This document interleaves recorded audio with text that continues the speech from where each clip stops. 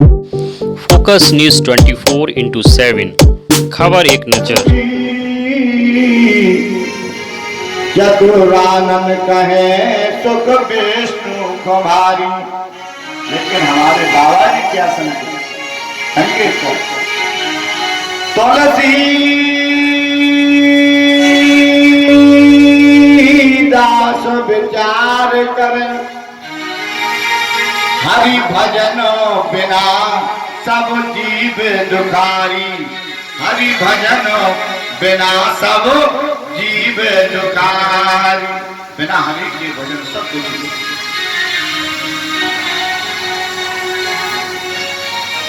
राजा परीक्षित को जब रोक नहीं पाया और कंस अपने स्थान से जब उतरा, जाकर के वीरता और बल से इसने कुबड़िया पेड़ हाथी की सागर पर केवल लिखा है भागवत में, केवल उठा रखा और हाथी चिंगारियां बोलने लगा। एक ही पैर के अंगूठे से युवराज कंस ने हाथी को रोक लिया था, कुबड़िया पेड़ को। जरासंध प्रसन्न हो गया वीरता देख करके, कंस महाराज की वीरता। प्यारे बंधुओं, पुरोहित को बुला करके बड़ी विधि विधान के साथ जरासंध ने अपनी दोनों पुत्रियों का विवाह युवराज कंस के साथ कर दिया था और दहेज में यही कुबड़िया पीर नाम का हाथी दान किया था। ये कुबड़िया पीर हाथी जरासंध का। राजा परीक्षित ने कहा, महाराज और पूर्व जन्म में कुबड़िया पीर कौन था? एक पुराण में एक वर्णन और होता। और वही यात्रा चल रही थी तो एक कुबेर का पुत्र था कुक्षी। कुबेर का पुत्र, उसका नाम था कुक्षी। साधु मंडली चल रही थी, ब्राह्मण मंडली जा रही थी। कई वर्षों से एक ऋषि तपस्या करने के बाद वह उस यात्रा में सम्मिलित हो गए। शरीर जर्जर था, स्त्रियां मात्र रह गई थी और ऋषि उस यात्रा में चल रहे थे। तब तक ये कुबेर का पुत्र कुक्षी आया। इसको बड़ा अभिमान था, बड़ा बलवान था और दौड़ लगाते हुए इस मेले में जहां पर संत जी जा रहे थे, आकर के इस कुक्षी ने एक संत जी को कुचल दिया। संत भगवान गिर गए, उन्हें कमंडलू से जल लिया।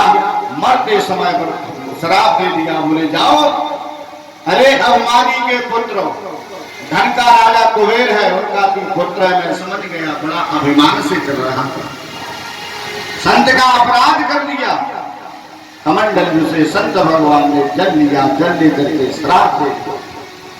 बोले जाओ कुक्षी, मेरा श्राप है, जीवन में तेरी जल बुद्धि तो हाथी योनि में चला जाएगा। जाओ, तेरा नाम कुबड़िया पीर हाथी पड़ेगा।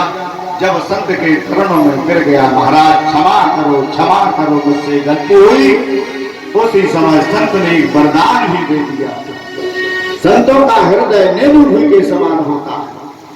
संत भगवान ने वरदान दिया था, बोले जाओ, तेरा उद्धार। पहले तो तू जरासंध के वहां जाएगा, जरासंध के यहाँ रहेगा और जब जरासंध की पुत्रियों का विवाह होगा उस समय तुम कुबड़िया पीर नाम का हाथी बनेगा।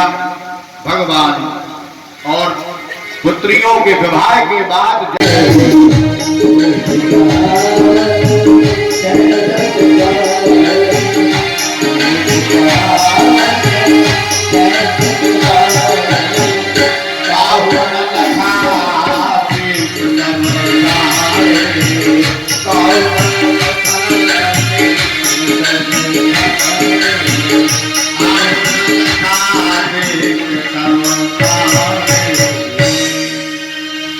बोले तेही धन नाम मत।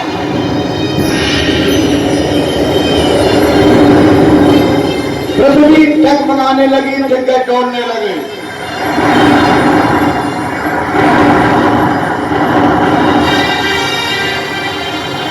भगवान ने धनुष दोनों टुकड़ों को एक कृष्ण बलराम ने ले लिया। हमारे भगवान सीधे अपने मामा श्री के पास युवराज कंस सोने के सिंहासन पर बैठा हुआ। विपत्ति काले मर्यादा नास्ति।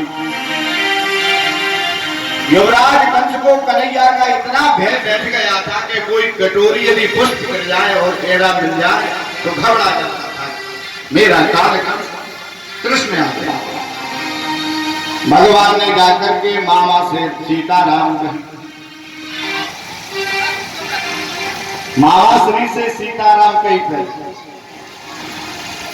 सीधी सीधी बात करूं।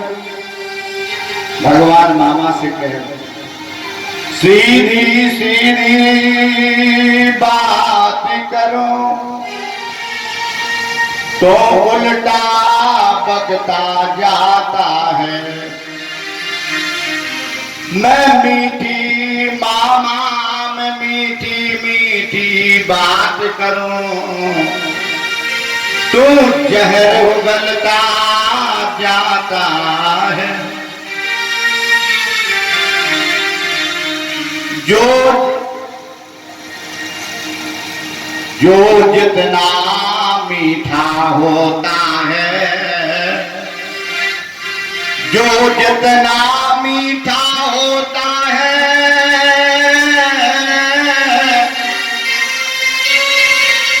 वो अपना नाश कराता है। और देखो तो मीठे गन्ने को देखो तो मीठे गन्ने को कोल्हू में पेरा जाता है। देखो तो मीठे गन्ने को कोल्हू में पेरा जाता है। भगवान जिस समय मेरी माता देवकी के सर्वप्रथम तुमने भी केश पकड़े थे।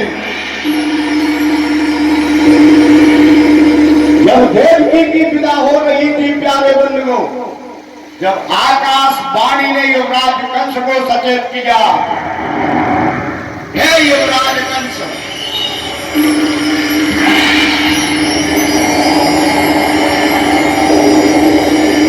जिस बहन को तू लेकर जा रहा है धर्म रूपी बहन, इसके ही कौख से तेरा काल उत्पन्न होगा। तेरा काल उत्पन्न होगा। उसी समय युवराज कंस ने प्यारे बंधु भागवत में वर्णन मिला। इस युवराज कंस ने देवकी के पहले केस पकड़े और रस्से पटक कर नीचे घसीटा था। भगवान कहते हैं हे युवराज कंस तुमने मेरी माता के केस पकड़ करके पृथ्वी पर घिसता था। मैं उसी माता का लाल रत्न एवं कोट हूं और मैं अपने मां के अमृतमय दूध का आज ऋण चुका रहा हूं। आज मां के आंचल की रक्षा का, मां के अमृतमय दूध का अवला की यही कहानी है। प्यारे बंधुओं, आंचल में दूध और नेत्रों में पानी है। उसी समय युवराज कंस को भगवान सिंहासन से नीचे पटक दिया था। इसको कंस को बड़ा विश्वास था कुबलिया पीड़ हाथी पर और चारू ओर मुस्तक पर बड़ा गर्व था। भगवान के सामने कंस का अभिमान टूट गया। और जब देवकी की विदा हुई थी, कंस विचार करता था मेरे विवाह में दहेज में कुबलिया पीड़ नाम का हाथी जरासंध ने मुझे दहेज में दान में दिया। विदा हुई तो दहेज में राजा उग्रसेन ने क्या दिया था आप जानते नहीं हो। 400 घोड़े 400 हाथी और 15,000 घोड़े, 918 रथ और 200 दासियां दी थी। राजा उग्रसेन ने देवकी की दहेज में, विदाई में 400 हाथी, 15,000 घोड़ा, 918 रथ और 200 दासियां प्रदान की थी। कंस कहता है भगवान ने जाकर के केस पकड़ के सोने के सिंहासन पर नीचे धड़ाम से पकड़ दिया। भगवान के कभी गदायुद्ध कभी मुक्तायुद्ध किया। भगवान ने यमराज कंस को कुछ खेल खिलाया। भगवान तो परमात्मा थे, वो तो केवल एक जीवात्मा था। धड़ाम से भगवान ने कंस बाबा के गले पर एक चरण रखा, दूसरा मुक्का दिया। यमराज कंस के प्राण पखेरु उड़ गए, गोविंदाय नमो नमः हो गए। बोलिए वृंदावन बिहारी लाल की। राजा परीक्षित बोले, जो बताओ महाराज, मथुरा वासियों को विश्वास नहीं हुआ कि कंस मर गया। मथुरा वासियों को विश्वास नहीं हुआ कि कंस के प्राण पखेरु उड़ गए। राजा परीक्षित ने कही, सुखदेव स्वामी बोले, धन्य। बोले भगवान ने गोविंदाय नमो नमः कर दी, फिर भी विश्वास नहीं। बोले महाराज विश्वास नहीं हो रहा। दूसरे संत भगवान बोले, क्यों नहीं विश्वास हो रहा? युवराज कंस का इतना भय था मथुरा में कि 35 साल से कोई मथुरावासी उसके भय से हंस नहीं सका। 35 वर्ष से कोई मथुरावासी हंस नहीं पाया। जब मथुरा नगरवासी आए, आकर के रुई ली, रुई युवराज के कंस के और नाक पर रखी तो रुई मटक गई। मथुरा वाले बोले तो मर जाए, अभी नहीं मरा। रुई को रखा गया, प्रैक्टिकल किया गया कि रुई इसमें इसके प्राणांत नहीं है, ना तो रुई हिलती। तब तो मथुरा वासियों को भगवान पर विश्वास हुआ। प्यारे बंधुओं, नगर में रहने से, पास में रहने से कोई भगवान से कहता, द्वारकाधीश कोई नहीं कहता। अरे वृंदावन बरे दिया गन्या चराता। भगवान जब मथुरा आए, मथुरा से भी और आगे को जाने वाले। जब भगवान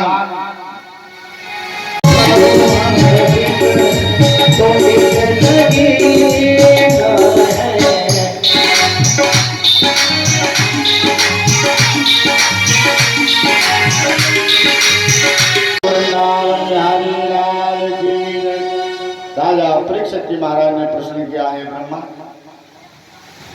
जब कंस की गोविंदाय नमो नमः हो गए और कंस की दोनों पुत्रियां नेत्रों से आंसू बहाकर पृथ्वी पर आंसू पड़ रहे हैं, सफेद वस्त्रों को धारण करके पिता को जब पता लगा, अस्ति और अस्ति प्राप्ति जातिदाराम जरासंधो।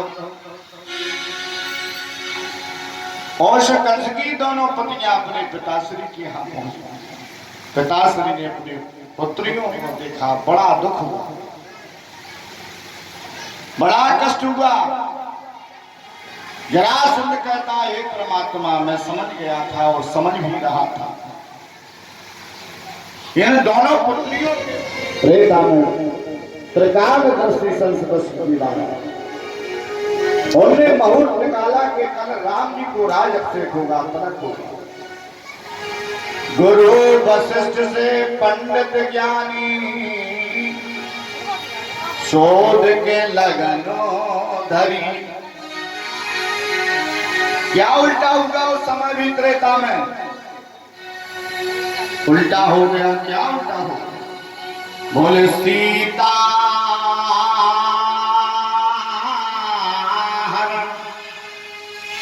उल्टा हुआ। सीता हरण मरण दशरथ का वन में विपत परी करम गत टारे नहीं तरी।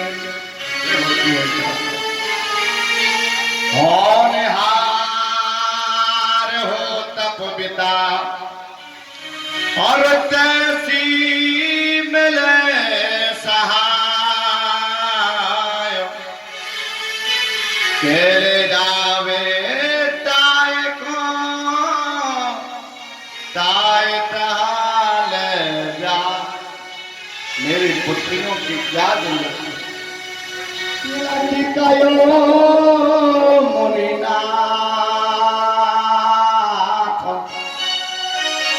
एक छह चीजें किसी को नहीं दी परमात्मा।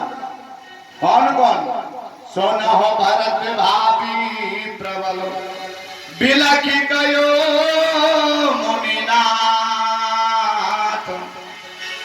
हान लाभ जीवन मरण जस अप जस विधि हाथ। जरासंध के नेत्रों से आंसू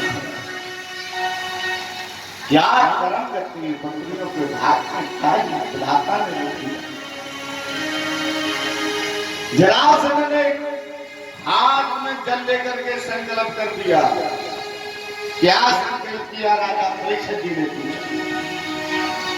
जरासंध ने संकल्प कर दिया जिस प्रकार से परशुराम जी ने इस पृथ्वी को न्याय छत्री बना दिया था, वही मेरा संकल्प है। मैं यादवों से इस पृथ्वी को विहित कर दूंगा।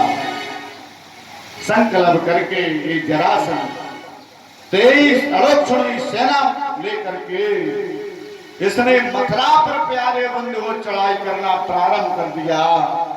भागवत में लिखा है एक जरासंध एक बार नहीं, इसने मथुरा पर चढ़ाई 17 बार मथुरा पर चढ़ाई की।